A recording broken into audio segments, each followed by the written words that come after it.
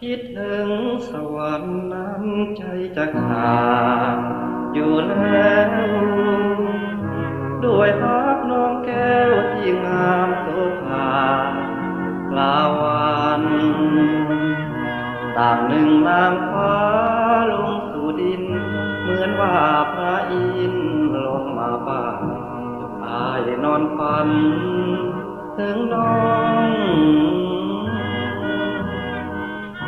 หัวใจอ้ายนี้แม้นมีทางถอดออกได้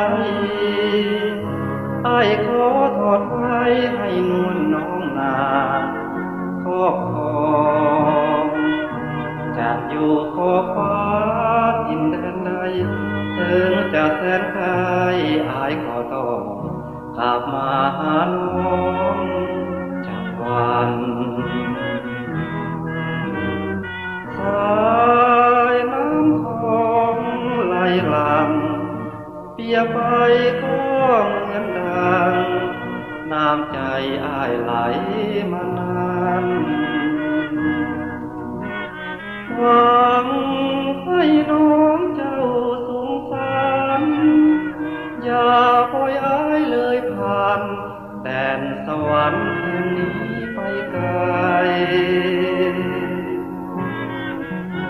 เวียงจันทร์สวรรค์นั้นใครกันสุดขอบฟ้าแต่อ้ายจะมาคู่เคียงดวงใจต่อให้ดินน้ำมากีดกันเหวป่าพาสันกันเอาไว้หักยอมข้ามได้เสม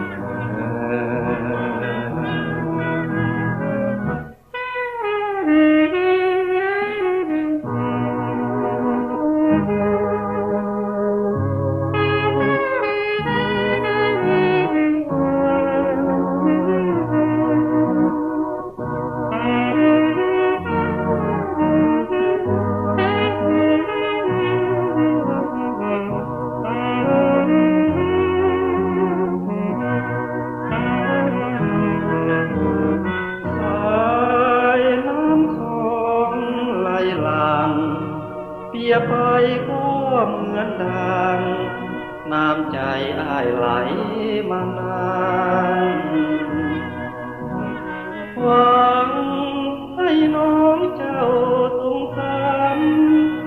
อย่าปล่อยอ้ายเลยผ่านแดนสวรรค์แห่งนี้ไปไกลเวียงจันทร์สวรรค์นั้นใครกันสุดขอบฟ้าแต่อ้ายจะมาคู่เคียงดวงใจต่อให้ดินน้ำมากีดกันเอวป่าพาสันกันเอาไว้หักยอมข้ามได้เสมอ